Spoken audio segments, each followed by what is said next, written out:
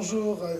Donc, on est au centre de formation de connaissances évolution. Tu viens de terminer ta 3e année de posturothérapie neurosensorielle. Est-ce que tu veux bien te présenter? Alors, je m'appelle Céline Dargeau, je suis kiné depuis une vingtaine d'années. J'ai fait le choix d'accompagner mes patients via des soins manuels et individuels.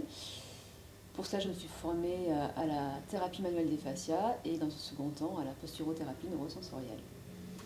Est-ce que tu peux nous en dire un petit peu plus? Comment tu te organises entre ces deux thérapies manuelles? Alors, j'ai choisi de me former justement à la posturothérapie neurosensorielle puisque je trouvais que mes soins en thérapie manuelle des fascias manquaient de structure. Donc, dans un premier temps, je réalise grâce à la PNS un bilan posturodynamique et podopelvien qui vont m'orienter vers potentiellement des dysfonctions qu'après je vais aller rechercher en thérapie manuelle, donc exclusivement en PNS. Voilà, donc sur une séance, plusieurs séances éventuellement, et ensuite je propose aux patients soit de la thérapie manuelle des fascias, soit aussi de la rééducation sensorielle, qui est une branche de la thérapie manuelle des fascias. D'accord, donc si j'ai bien compris, donc dans un premier temps, tu vas plutôt pratiquer les neurostimulations manuelles, et puis après, donc, tu vas t'orienter sur quelque chose qui est plus d'ordre fascia. Tout à fait. D'accord. Par rapport à tes patients, comment ils appréhendent en fait la PNS et en fait la diversité dans tes pratiques? Il se trouve que j'ai des patients chroniques, donc c'est des patients que j'ai vus ou qui reviennent me voir, donc en fait qui ont pu avoir des soins exclusivement en thérapie manuelle des fascias et maintenant en PNS.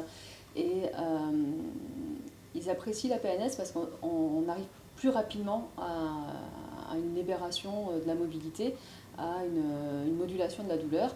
Donc ils apprécient particulièrement ce soin-là, et d'autant plus qu'on peut en fait en PNS vérifier à la fin de la séance la, la pertinence de notre traitement, et ça ils apprécient particulièrement. D'accord, donc ça les rassure en fait de Oui, faire un pré-test et un tout à fait. post-test suite à ton intervention thérapeutique. Exactement. Ok. Donc au niveau de la modulation de la douleur de tes patients, donc il y a pas mal de chroniques, tu nous disais. Tout à fait.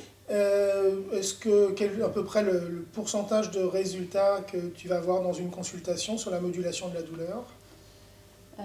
Bien souvent, les gens me disent qu'ils se sentent beaucoup plus légers à la sortie, et ce qui les étonne, en fait, c'est le côté vraiment percutant de ah, mais je me sens bien maintenant. Donc, on peut passer en fait d'une évaluation de 7 sur 10 à 3 sur 10 en une séance. D'accord, donc il est fréquent pour toi de Mm, diminuer en gros par deux la douleur de tes patients. exactement. Par rapport à ce que tu faisais avant, est-ce que tu avais la même vélocité dans l'évolution de la douleur? Non, pas du tout.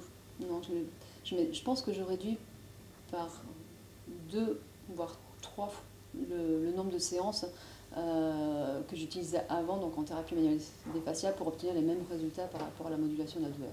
D'accord, donc c'est net pour toi.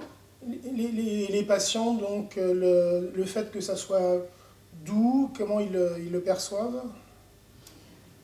Ils apprécient. Alors, ça ne change rien en fait par rapport à ce que je faisais avant avec eux, puisque voilà, la thérapie manuelle des fascias est aussi un toucher particulier, un toucher bienveillant, avec vraiment un soin particulier à ce niveau-là. Donc ça ne les perturbe pas, euh, voire peut-être même que ça les rassure, parce que justement, oui, le fait qu'il n'y ait pas de douleur provoquée euh, les Donc il y rassure a une particulièrement. cohérence au Mm, sein des deux traitements qui tout vont à dans le fait. même objectif. Mm. Ok, est-ce que tu aurais une petite phrase de conclusion?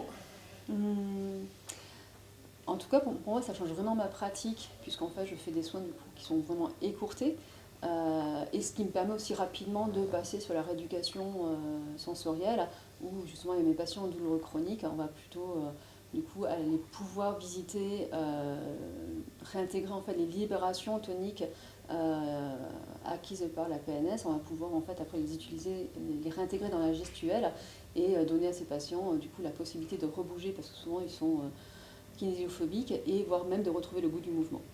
D'accord, donc tu remets tes patients en mouvement. Tout à fait. Ok, merci.